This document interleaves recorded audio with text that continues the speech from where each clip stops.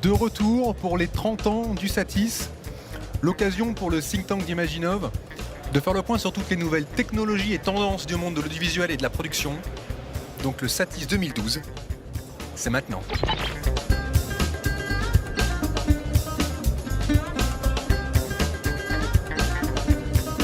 Donc on est avec Stéphane Derry de Canon qui va nous expliquer un petit peu justement la stratégie Canon en matière de vidéo. Alors la stratégie vidéo, elle est simple, elle part du 5D Mark II, qui était le premier boîtier à intégrer de la vidéo, qui a été une grosse surprise au départ pour beaucoup d'utilisateurs, aujourd'hui qui est complètement rentré, je pense, dans le langage. Je crois en voir un là, juste qui nous filme. À partir du moment où on a lancé de la vidéo sur les appareils photo, donc sur du grand capteur, on était obligé d'aller vers des caméras. Donc il y a une gamme et au cinéma qu'on lançait il y a un an jour pour jour sur le Satis l'année dernière, donc la C300. Mais c'est vrai qu'il y a un après HD qui s'appelle le 4K et donc on sort deux produits autour du 4K. L'un sur une caméra traditionnelle et au cinéma, comme la C300, donc c'est l'EOS C500. Et comme on considère qu'il y a quand même beaucoup de gens qui ont apprécié le fait de travailler avec un appareil photo, on sort également un boîtier photo qui enregistre du 4K avec l'avantage de le faire en interne, donc qui est l'EOS 1DC qui est juste derrière moi. Et je dirais que le point fort de la marque en cinéma aujourd'hui, c'est qu'on est le seul constructeur à faire des optiques et des caméras. Aucun autre fabricant ne le fait. Vous sous-traitez soit les optiques, soit les capteurs, soit quoi que ce soit. Donc évidemment, on développe une gamme optique de manière encore plus forte que celle des caméras, puisqu'on a sorti 14 optiques cette année, ce qui est énorme. Donc des focales fixes, des zooms, des lightweight, il y a vraiment une très très belle gamme. Et on va continuer, parce qu'à un moment, je peux vous garantir une chose, c'est que nos optiques marchent très bien sur les caméras des autres, mais quand vous avez le même constructeur qui développe des optiques pour ses propres capteurs, c'est vrai que le résultat est vraiment bluffant. Donc ça continue tout au long de l'année, vous en aurez la surprise.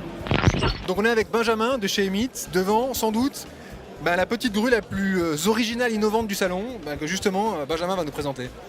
Alors voilà, ça s'appelle le Catwheel de la marque Panther, une célèbre marque allemande qui est spécialisée dans les dollies lourds, traditionnellement dans le cinéma. Puis là, ils ont décidé de faire un tour à 360 degrés, de faire quelque chose de très léger, de très simple pour les caméras de 6 kg. Ça ne pèse que 6 kg en soi, ça rentre dans un sac trépied et c'est un produit combiné qui fait à la fois trépied, à la fois dolly et en même temps G-Barm. Parce que l'audiovisuel, c'est pas simplement des caméras et des trépieds. On est ici avec Alexandre et Octave qui vont nous présenter un nouveau logiciel web, Melusine, qui permet de gérer facilement sa production. Alors Melusine, c'est la façon la plus simple de gérer vos tournages. Avant, il y avait Excel et des nuits sans sommeil. Maintenant, il y a tout simplement Melusine. Melusine, c'est accessible depuis un navigateur, depuis un smartphone et depuis une tablette. Alors Melusine, ça vous permet de faire votre dépouillement de manière collaborative avec un espace dédié à chaque chef de poste créatif, un espace pour les accessoires, un espace pour les costumes, un espace pour les repérages. Ça permet également de faire votre découpage technique en ligne associé à votre scénario et à votre storyboard.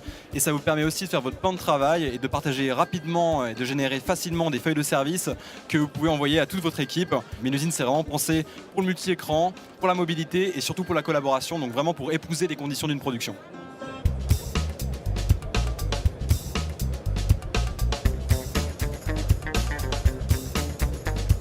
On va parler de la nouvelle GoPro HD Hero 3, notamment la Black Edition. C'est que jusqu'à présent, on avait sur toutes les images GoPro quand même un style GoPro très prononcé. Pour la première fois, on a franchement des images qui pourraient être faites avec des caméras qui franchement valent beaucoup plus cher. Oui, alors les grosses nouveautés, c'est déjà au niveau matériel en fait, puisqu'on a de base un capteur plus gros. Les nouveautés aussi qui s'offrent sur la Black Edition, donc là j'appuie bien le côté Black Edition, c'est les nouveaux formats vidéo qu'on va avoir. On voit qu'avec la Black Edition, GoPro a voulu vraiment offrir quelque chose de professionnel donc pour les pros du broadcast, avec ce nouveau format, notamment 2 cassettes et la possibilité de filmer en 24 images secondes et le format 4K. Tout à fait, donc le Wi-Fi maintenant est complètement intégré dans les 3 versions de la GoPro Hero 3. Donc l'utilisation est simple. Maintenant, comme on peut voir sur le produit, on a un nouveau bouton sur le côté qui permet de déclencher directement le Wi-Fi. D'accord, donc plus besoin de passer par le menu, voilà. Et une fois que le Wi-Fi est activé, pas besoin d'allumer la caméra. Si on a donc la télécommande ou alors l'application iPhone, on peut allumer la caméra à distance, choisir donc les menus, le format, donc tous les formats vidéo. Si on est en mode vidéo, photo et ainsi de suite, et après donc lancer l'enregistrement et l'arrêter et éteindre la caméra donc à distance.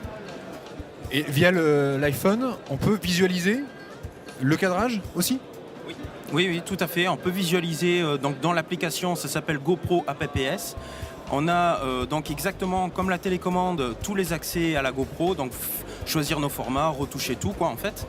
Et en plus, au moment où on lance l'enregistrement, même d'ailleurs sans lancer l'enregistrement, une fois que la caméra est démarrée, on voit ce que voit la caméra en direct sur l'application. Donc on est sur le stand Blackmagic devant la caméra Blackmagic que beaucoup de gens attendent, qui ressemble un petit peu à une brique. On peut dire que l'ergonomie est un peu particulière, mais qui est plutôt une brique intelligente, puisque là-dedans, on a une définition de 2,5K, ce qui est quand même assez énorme. On a un format RAW, qui plus est un format RAW standard, qui est celui d'Adobe, DNG. On a eu la bonne idée chez Blackmagic de venir par défaut avec une monture EF, qui fait qu'on pourra monter tous les objectifs Canon et pouvoir gérer son iris tranquillement. Et puis plein de petites idées intéressantes, comme celle de la mettre à 2500 €, c'est quand même plutôt intéressant pour beaucoup de gens, de pouvoir enregistrer directement sur des SSD qui sont montés à l'intérieur, d'avoir un écran tactile, alors, qui ne conviendra pas à tout le monde, mais qui est très très clair. Je pense qu'un tas de constructeurs devraient s'inspirer des menus de la Blackmagic, qui est vraiment hyper clair. Donc on a là un ensemble vraiment très sympathique que beaucoup de gens attendent. Donc on est avec Johan, qui a inventé le Easy Rig Mini, qui est ce système qui permet de rendre n'importe quelle caméra aussi légère qu'une plume, et qui va nous l'expliquer. I was a cameraman for the Swedish television. We have to do a World Championship of handball, and it was very many days, many hours shooting. So I thought of having a rope from the ceiling like this down to my camera, and then I add a backpack to it because my shoulder hurt so much. Donc ce qu'il faut savoir avec le Easy Rig Mini, c'est que c'est pas une Steadicam. Ça donne un peu l'allure d'une Steadicam, mais c'est pas une Steadicam. Ça donne pas une image un peu volante comme une Steadicam, mais plutôt comme une épaulière, caméra d'épaule, avec l'avantage de rendre tout le bloc caméra complètement léger. Là, j'ai un 5D Mark II avec une optique, donc 1 kg, 1,2 kg, 1,3 kg, et je sens vraiment absolument rien. Je pourrais rester comme ça toute la journée, il n'y aurait pas de problème. Et donc c'est assez étonnant quand même. Et c'est sur stand Panasonic qu'on a décidé de vous dire au revoir. On espère que cette vidéo aura rempli son rôle de remue-ménage, d'essayer de vous faire imaginer de nouvelles solutions demain pour vos productions. Je vous dis à l'année prochaine. Salut!